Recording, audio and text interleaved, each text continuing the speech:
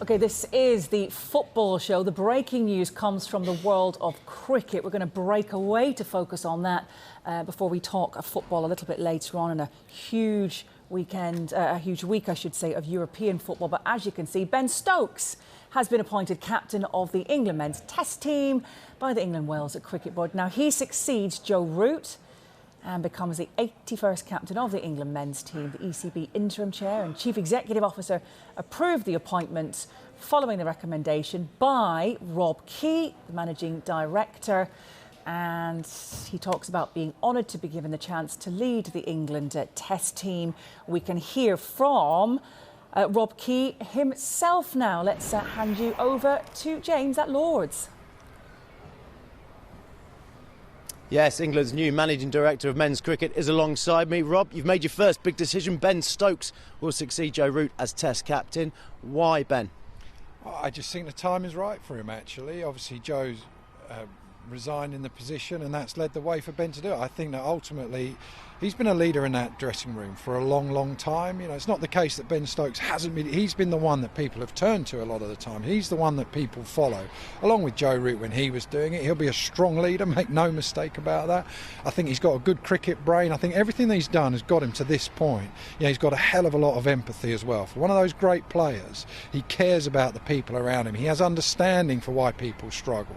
He has understanding for when people might not be feeling right. I think all those traits, along with a very good cricket brain, make him the standout choice. A lot of people are saying he's the only credible candidate. What does that say about the state of Test cricket at the moment? Well, people may think that's the case, but even if there was loads and loads of other people, he's the best one to do it by a long way at the moment. The time is absolutely right for Ben Stokes to be the one to come in. If you had other guys who you might think, they're natural leaders, Ben Stokes will be the best of that group as well. You're not concerned about the physical load on him? He already plays 3 formats and the IPL. He's an all-rounder. There's a lot of pressure on him. How are you going to manage that load? Well, that's just something we've got to do. We've got to manage that load. We've got to prioritise at times where we think he needs to be playing, and it's obviously at the moment that's going to be Test cricket, but I don't think we have to overthink this. You know, we just got to actually make sure that he's in a good frame of mind, that his body's in good shape, and then we can then plan accordingly. Really, we don't need to be planning 6 months in advance for when Ben Stokes going to play or not. We just got to be able to make sure we're on top of it all the time. That's going to be the key, and I don't see that being an issue. Actually, we've got lots of things like that to do with split coaches when they come in, how we work all of those things, but actually I don't think we have to overthink it. In Test cricket at the moment, we want to get our best side out on the park. That's it. It's a pretty simple game in that regard. But inevitably he's probably going to have to play less white ball cricket, isn't he? Yeah, there'll be times when he does, no question about that. There'll be different series in the white ball setup, but that's the same for a lot of people.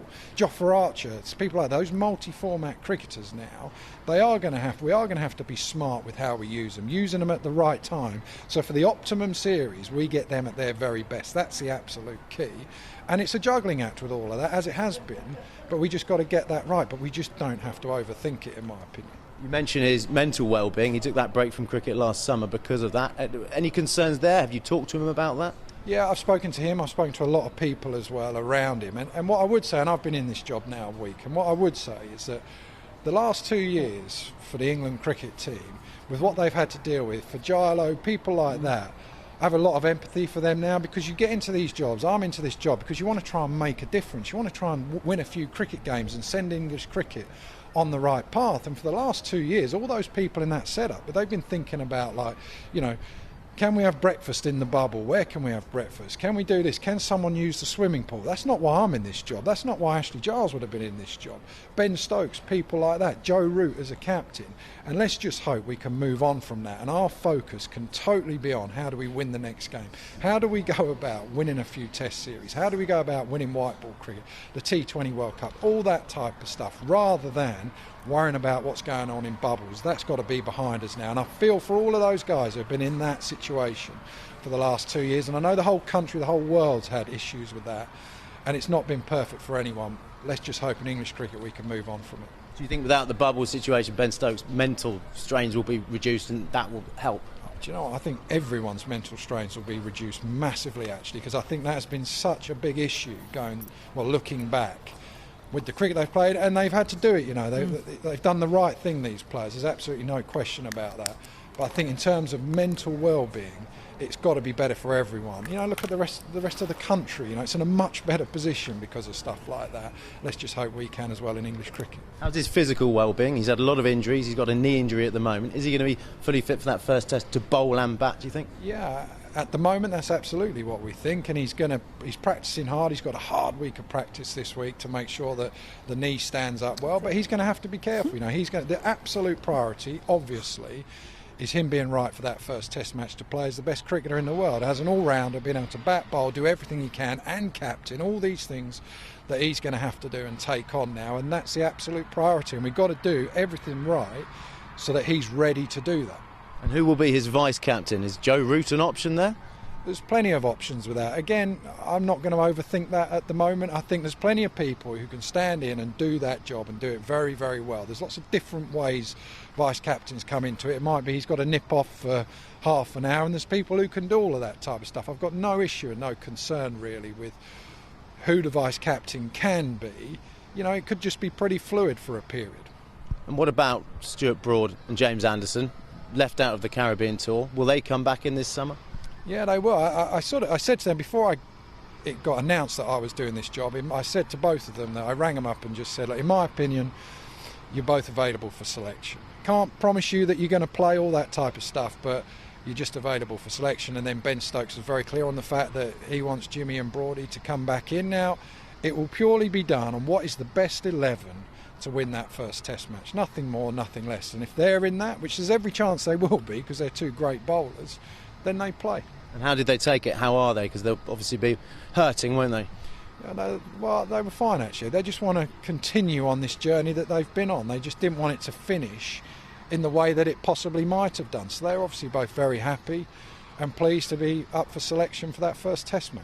This is the first of three big decisions you've got to make, 2 coaching roles. Why are you splitting the red and white ball coach? Because it's just become a job that is near impossible for one coach to do. The amount of cricket that we play with, all the COVID catch-up, all of that type of stuff. We're going to have times where you literally would be jumping on a plane to the other side of the world to coach a different format. You'd probably be in one form of the game and all you're trying to do is coach that and help that, and actually then you're having to think about, right, what's my team for the next format?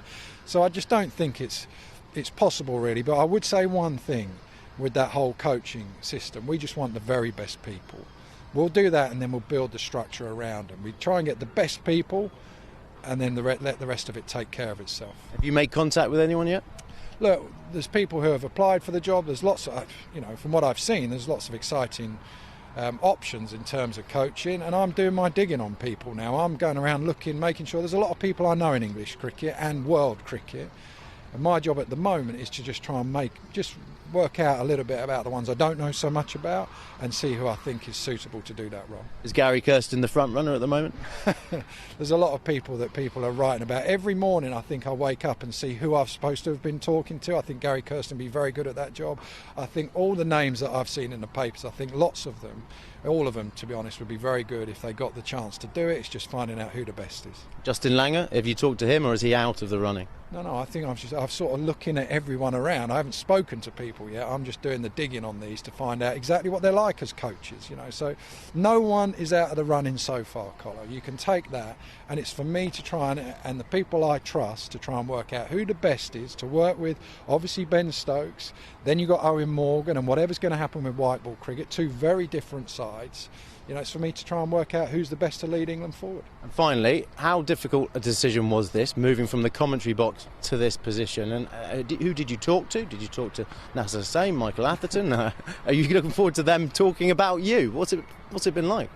No, look, there wasn't lots of people that I spoke to, because this is a thing really for myself and my family. As you know, working in broadcasting is a great job. It's I loved every single minute of it. I hadn't really even considered doing stuff like this. I never thought, if you'd have asked me 4 months ago I'd be here doing this, talking to you on this side of it, I would have laughed at you really. But that one thing of trying to help English cricket really, where you can actually, all those views we have on Sky, where Nasser and I, and when we're talking in the comm box off camera, and it's always about what would we do if this is what English cricket needs to do. Well, now I've got some skin in the game. We'll find out if I'm any good.